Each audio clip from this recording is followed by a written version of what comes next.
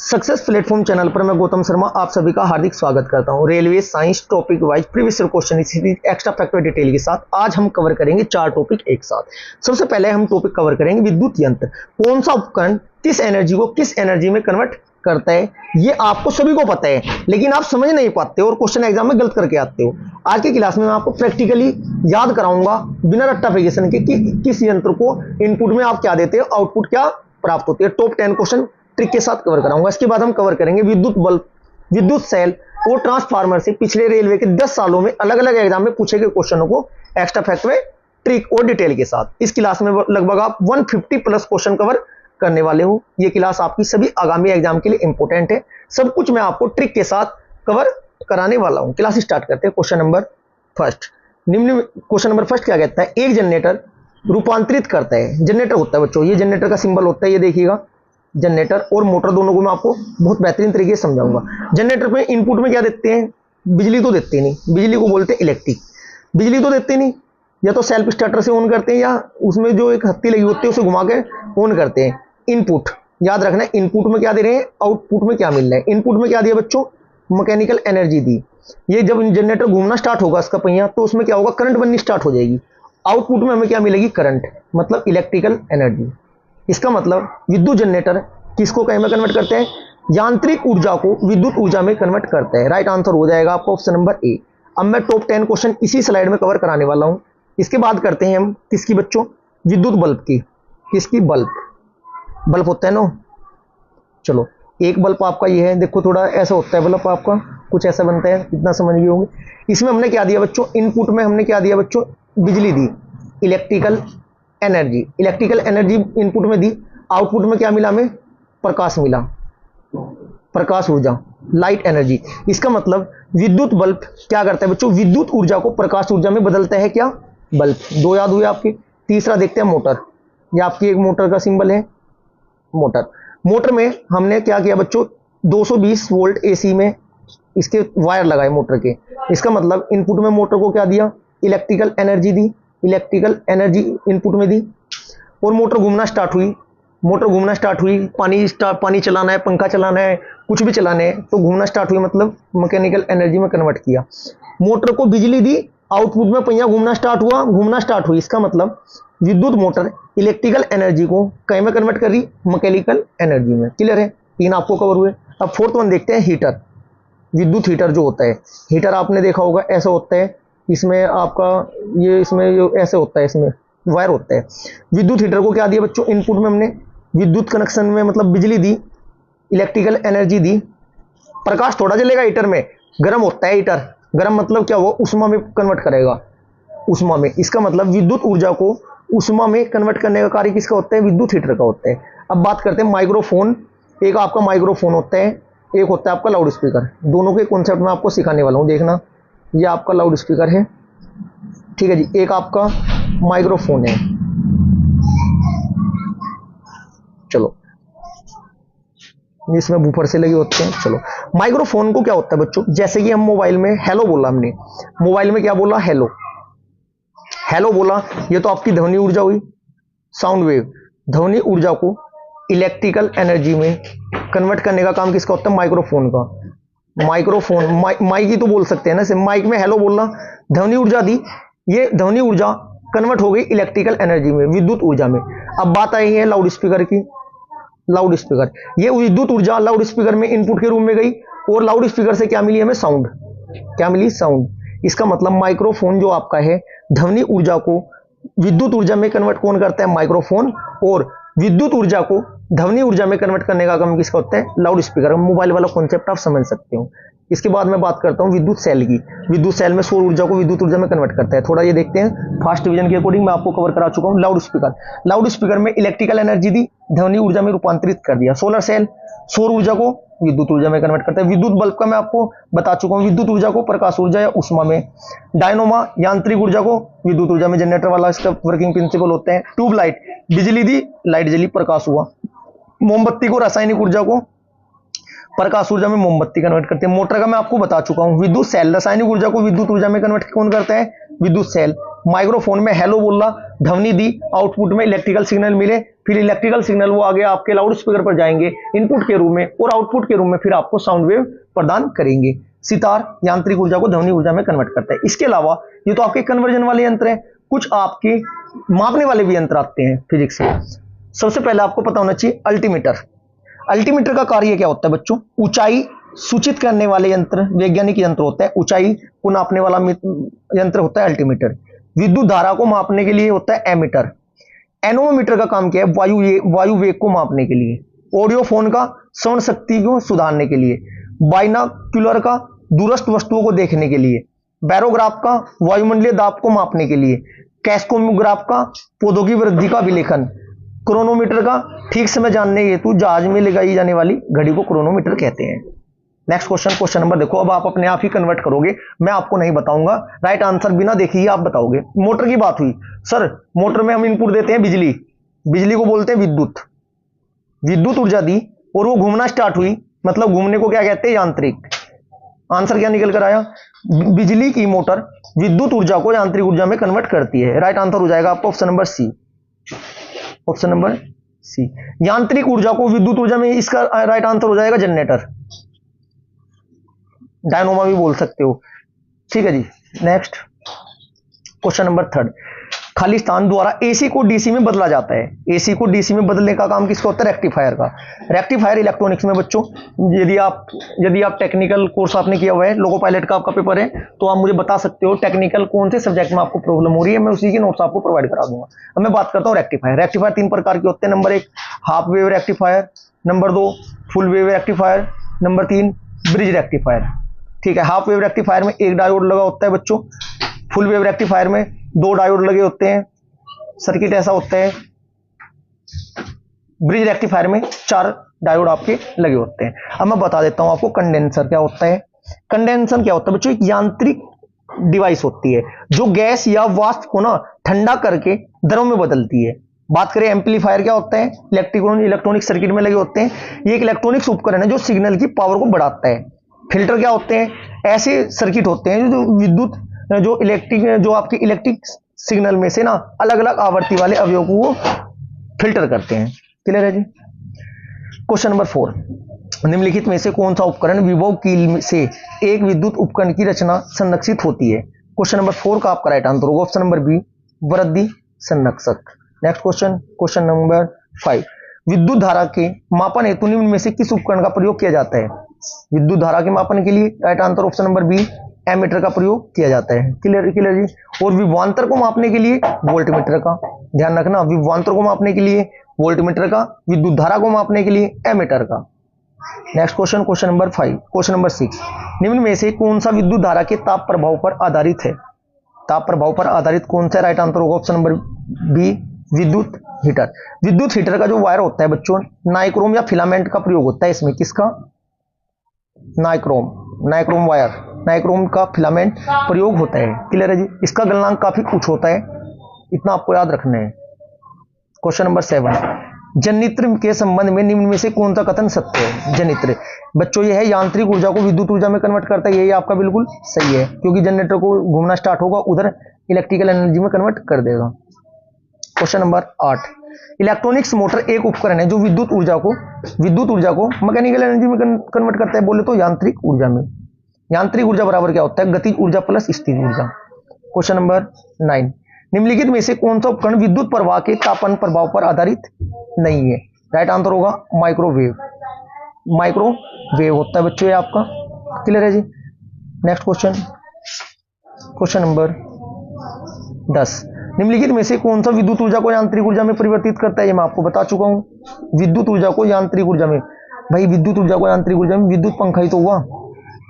Next question, question number 11, विद्युत धारा के तापीय प्रभाव के व्यावहारिक अनुप्रयोगों पर आधारित नहीं है बच्चों। क्वेश्चन नंबर 11 का आपका राइट आंसर हो जाएगा इलेक्ट्रिक घड़ी। क्वेश्चन नंबर 12, विद्युत स्विचों को किस में लगाया जाता है? विद्युत स्विचों को किस में लगाया जाता है? ये पूछा गया है question. Question number A, live तार में, मतलब जो गर्म तार होती है, ठीक है जी, जिसमें करंट होती है। नेक्स्ट क्वेश्चन, क्वेश्चन नंबर 13, एक परिशुद्ध एमीटर के प्रतिरोध का मान होना चाहिए।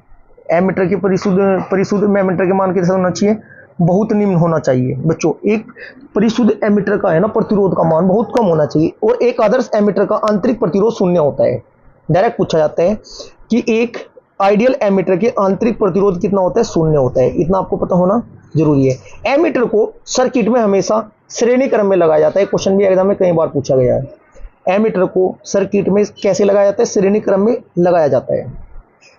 क्वेश्चन नंबर 14, विद्युत धारा को मापने के लिए किस उपकरण का प्रयोग किया जाता है? विद्युत धारा को मापने के लिए किस उपकरण का प्रयोग किया जाता है? Right answer option number C, ammeter का। ये क्लास आपकी अति महत्वपूर्ण है। ट्रांसफार्मर के, आप विद्युत बल्ब के बहुत बेहतरीन क्वेश्चन कवर करने वाले हो जो एग्जाम में गलत होते हैं। क्वेश्चन नंबर 15, सामान्य विद्युत तापन उपकरणों में प्रयोग किया जाता है। विद्युत तापन उपकरणों में प्रयोग किया जाता है। Right answer nichrome, option number ए हो आपका राइट आंसर हो जाएगा। क्वेश्चन नंबर 16, टंगस्टन का उपयोग विद्युत बल्ब में क्यों किया जाता है? टंगस्टन का प्रयोग इसलिए किया जाता है क्योंकि इसका उच्च गलनांक होता है। ऑप्शन नंबर बी आपका राइट आंसर हो जाएगा। क्वेश्चन नंबर 17, निम्नलिखित में से कौन सा विद्युत के तापीय प्रभाव के व्यावहारिक अनुप्रयोगों पर आधारित नहीं है? क्वेश्चन नंबर 17 का आपका राइट आंसर होगा ऑप्शन नंबर डी, इलेक्ट्रिक घड़ी। क्वेश्चन नंबर 18, एक परिणाम मित्र होता है बच्चों, ट्रांसफार्मर को हिंदी में कहते हैं। एक परिणाम मित्र को कोर पटलित क्यों करते हैं? क्वेश्चन नंबर 18 का आपका राइट आंसर होगा ऑप्शन नंबर सी, भंवर धारा हानि को कम करने के लिए। ठीक है जी। नेक्स्ट क्वेश्चन, क्वेश्चन नंबर 19, एक सामान्य ट्रांसफार्मर खाली स्थान पर कार्य करता है। क्वेश्चन नंबर 19 का राइट आंसर होगा हमेशा एसी पे करेगा बच्चों, ऑप्शन नंबर ए। कुछ स्टूडेंट को डाउट होगा जो 606 के जो स्टेप डाउन ट्रांसफार्मर होते हैं जो चार्जर में लगे होते हैं, वो इस बच्चा सोचता है कि मोबाइल तो डीसी से स्टार्ट होता है तो डीसी पर वर्क करेगा, डीसी पर नहीं करता है। होता ऐसा है बच्चों, जो हमारा एक चार्जर होता है मोबाइल का, इसमें 220 वोल्ट एसी देते हैं। 220 वोल्ट एसी को कन्वर्ट करता है, एसी को स्टेप डाउन एसी में कन्वर्ट करेगा। 606 का चार्जर होता है, 909, 1212 वो एसी में कन्वर्ट करता है। उसके बाद एसी को डीसी में कन्वर्ट करने के लिए इसमें रेक्टिफायर सर्किट लगा होता है, ना कि ट्रांसफार्मर एसी को डीसी में कन्वर्ट करता है। क्लियर है? ट्रांसफार्मर का वर्क होता है स्टेप अप, एसी को मतलब एसी को एसी में ही कन्वर्ट करेगा, स्टेप अप या स्टेप डाउन। क्वेश्चन नंबर 20, एक आदर्श ट्रांसफार्मर में क्या होता है? ऑप्शन नंबर डी, इनमें से सभी होगा। कुंडलियों में प्रतिरोध नहीं होगा, क्रोड में किसी प्रकार की हानि नहीं होगी, क्रोड में अंतः चुंबकशीलता होगी। नेक्स्ट क्वेश्चन, क्वेश्चन नंबर 21, निम्न में से कौन सा ट्रांसफार्मर का मुख्य अवयव नहीं है? क्वेश्चन नंबर 21 का आपका राइट आंसर होगा परस्पर अभिवहा। क्रोड होगी, द्वितीय कुंडली होगी, प्राथमिक कुंडली होगी। ठीक है जी। क्वेश्चन नंबर 22, ट्रांसफार्मर खाली स्थान को रूपांतरित करता है, किसे करता है? धारा एवं वोल्टेज दोनों को, एसी विद्युत को। क्वेश्चन नंबर 23, धातु चालकों के संबंध में निम्न में से कौन सा विकल्प आपका सही है?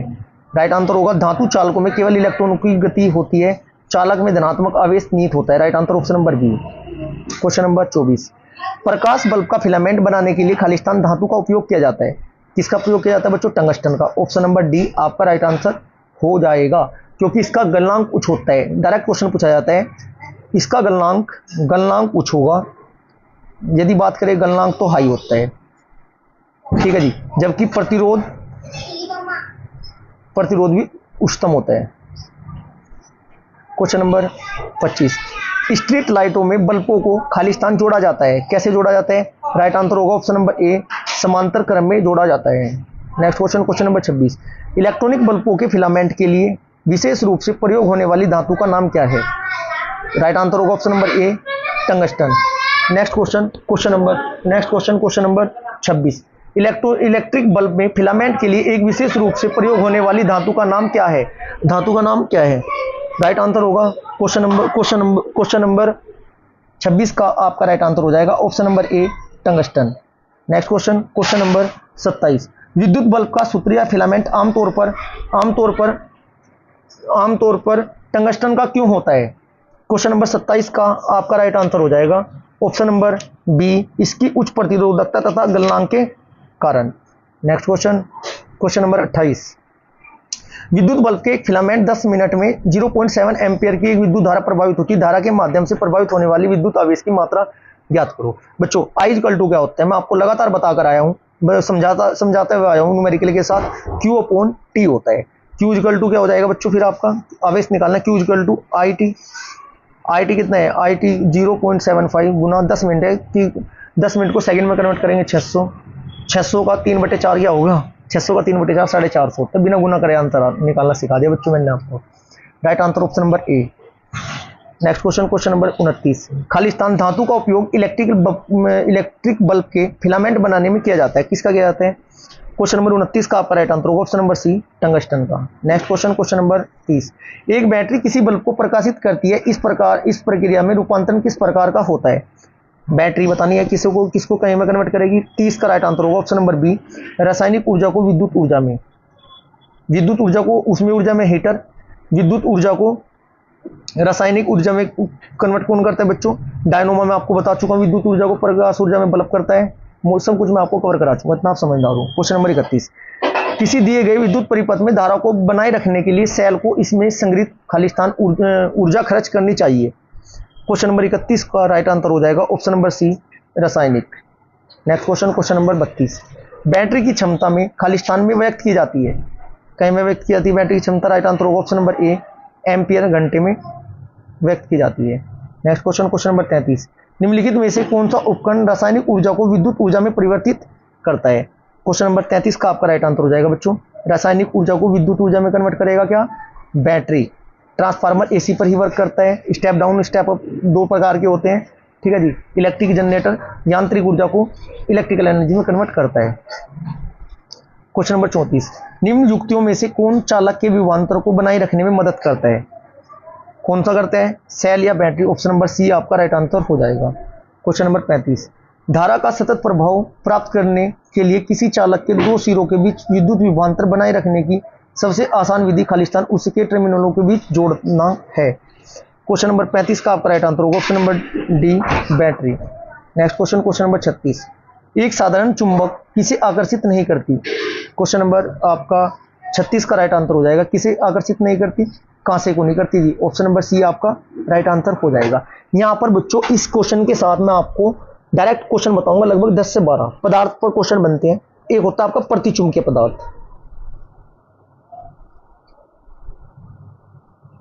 डायरेक्ट पूछा जाएगा कौन सा प्रतिचुंबकीय है। प्रतिचुंबकीय पदार्थ क्या होते हैं बच्चों, वे पदार्थ जो चुंबकीय क्षेत्र में रखे जाने पर ना क्षेत्र की विपरीत दिशा में चुंबकित होते हैं। जैसे आपका जस्ता, स्क्रीनशॉट ले लेना, जस्ता, चांदी, कांसा, तांबा, सोना, हीरा, ये आपके क्या हुए बच्चों, ये होते हैं आपके प्रतिचुंबकीय पदार्थ। नंबर 2 पर आता है अनुचुंबकीय। 3 प्रकार के होते हैं ना, तीनों के एग्जांपल लिखवा देता हूं मैं आपको। अनुचुंबकीय पदार्थ ये कौन से होते हैं, वे पदार्थ जो चुंबकीय क्षेत्र में रखने पर ना क्षेत्र की दिशा में मामूली चुंबकित होते हैं। जैसे aluminium, sodium, platinum, oxygen, copper, chloride आदि। थर्ड वन होते हैं लो चुंबकीय। लो चुंबकीय पदार्थ क्या होते हैं बच्चों, वे पदार्थ जो चुंबकीय क्षेत्र में रखे जाने पर क्षेत्र की दिशा में प्रबल रूप से चुंबकित होते हैं। जैसे लोहा, निकिल, कोबाल्ट आदि। Question number 37। मुक्त रूप से निलंबित चुंबक किस दिशा की ओर संकेत करता है। क्वेश्चन नंबर 37 का right answer option number D, उत्तर व दक्षिण की ओर। Question number 38। धारा का सतत प्रभाव प्राप्त करने के लिए किसी चालक के 2 सिरों के बीच विद्युत विभवांतर बनाए रखने के लिए सबसे आसान विधि उसे खालिस्तान के टर्मिनलों के बीच जोड़ना है। किसके बीच जोड़ना है बच्चों। क्वेश्चन नंबर आपका 38 का राइट आंसर हो जाएगा बच्चों ऑप्शन नंबर डी हो जाएगा, battery. Next question, question number 39। एक साधारण चुंबक किसे आकर्षित नहीं करता। एक साधारण चुंबक किसे आकर्षित नहीं करता, राइट आंसर होगा ऑप्शन नंबर सी, कांसे को। ये क्वेश्चन रिपीट हो गए दोनों। Question number 34। मुक्त रूप से निलंबित, उत्तर दक्षिण। Next question, question number 41। चुंबकीय क्षेत्र तीव्रता की विमा क्या है, राइट आंसर होगा IL-1, ठीक है जी। Next question, question number 42। निर्वात को माना जाता है, क्या माना जाता है, अनुचुंबकीय सामग्री। Next question, question number 43। निम्न में से किसमें स्थायी चुंबक की तरह चुंबकित गुण नहीं है। क्वेश्चन नंबर 43 का आपका राइट आंसर होगा ऑप्शन नंबर डी, चुंबक पत्थर में। Next question, question number 44। निम्न में से कौन सा इलेक्ट्रोमैग्नेटिक के बारे में सत्य नहीं है। इलेक्ट्रोमैग्नेटिक के बारे में सत्य नहीं, राइट आंसर होगा ध्रुवीकरण नहीं किया जा सकता, option number C. Question number 45, वे मेटल डिटेक्टर जिसमें होकर हवाई अड्डों पर लोग गुजरते हैं वह किसके द्वारा संचालित होते हैं? क्वेश्चन नंबर 45 का आपका राइट आंसर होगा ऑप्शन नंबर सी, फैराडे के नियम के। प्रथम नियम, फैराडे के बच्चों 2 नियम है। प्रथम नियम क्या कहते हैं? जब किसी कुंडली में संबंध चुंबकित फ्लक्स में परिवर्तन होता है उस कुंडली में प्रेरित विद्युत वाहक बल उत्पन्न हो जाता है। दूसरा नियम क्या कहते हैं? प्रेरित विद्युत वाहक बल चुंबकीय फ्लक्स में परिवर्तन की दर के अनुक्रमानुपाती होता है। ट्रांसफार्मर, विद्युत जनरेटर, मेटल डिटेक्टर आदि इसी सिद्धांत पर कार्य करते हैं, द्वितीय नियम पर। क्वेश्चन नंबर 46, किसने विद्युत चुंबकत्व और प्रकाश के संयोजन द्वारा यह प्रदर्शित किया कि प्रकाश एक विद्युत चुंबकीय तरंग है? क्वेश्चन नंबर 46 अति महत्वपूर्ण प्रश्न है, राइट आंसर होगा option number C, James Maxwell. Question number 47, उत्तरी गोलार्ध में स्थित एक तरल समतल प्लेट संग्राहक कलेक्टर आमतौर पर खालिस्तान दिशा के सामने एक निश्चित स्थिति में झुका हुआ होता है। क्वेश्चन नंबर 47 का आपका राइट आंसर हो जाएगा बच्चों ऑप्शन नंबर सी, दक्षिण। नेक्स्ट क्वेश्चन, क्वेश्चन नंबर 48, एक चुंबक के आसपास की जगह के लिए शब्द क्या है जहां उसमें प्रभाव का पता लगाया जा सकता है? इसे क्या बोलते हैं? इसे चुंबकीय क्षेत्र बोलते हैं। ऑप्शन नंबर डी आपका राइट आंसर हो जाएगा। क्वेश्चन नंबर 49, निम्नलिखित में से किस बल की प्रकृति विद्युत चुंबकीय नहीं है? राइट आंसर होगा ऑप्शन नंबर पिंड का भार। क्वेश्चन नंबर 50, पश्चिम की ओर से देखे जाने पर पूर्व से पश्चिम की ओर बहने वाली धारा के साथ एक क्षेत्रीय विद्युत रेखा के नीचे किसी बिंदु पर चुंबकीय क्षेत्र की दिशा क्या होगी? क्वेश्चन नंबर 50 का आपका राइट आंसर होगा बच्चों ऑप्शन नंबर सी, वारमार्थ। Next question, question number 51, Fleming के दाएं हाथ नियम में अंगूठा किस ओर दर्शाता है? किस ओर दर्शाता है? राइट आंसर होगा ऑप्शन नंबर सी, चालक की गति की दिशा यदि तर्जनी उंगली फ्लक्स की लाइनों के साथ हो। नेक्स्ट क्वेश्चन, क्वेश्चन नंबर 52, निम्नलिखित में से कौन सा चुंबकीय फ्लक्स की इकाई है? अति महत्वपूर्ण प्रश्न है, राइट आंसर होगा वेबर। क्या होगा जी? वेबर होगा जी। इसका मात्रा क्या होता है? वेबर पर मीटर स्क्वायर, या टेस्ला मिलेगा आपको रखा हुआ एग्जाम में ऑप्शन में, Tesla. Next question, question number 53, विद्युत चुंबक में है क्या है बच्चों? क्वेश्चन नंबर 53 का राइट आंसर होगा ऑप्शन नंबर ए, मर्दुलोह core. Next question, question number 54, चुंबकीय शीलता का उल्टा क्या होगा? क्वेश्चन नंबर 54 का आपका राइट आंसर हो जाएगा बच्चों ऑप्शन नंबर सी, प्रतिष्ठंभ। और आज की क्लास का हमारा अंतिम क्वेश्चन, कोयल की गति की दिशा चुंबकीय क्षेत्र के सापेक्ष होने पर प्रेरित धारा सबसे अधिक होगी, कहाँ होगी? Right answer option number C, 90 degree पर। ये टॉपिक वाली साइंस की क्लास आज की हमारी बच्चों यहीं पर समाप्त होती है। यदि आपको ये क्लास अच्छी लगी है तो वीडियो को ज़्यादा से ज़्यादा लाइक करें, ज़्यादा से ज़्यादा अपने दोस्तों तक शेयर करें, और यदि अभी तक आपने चैनल को सब्सक्राइब नहीं किया तो चैनल को सब्सक्राइब जरूर करें। Thank you.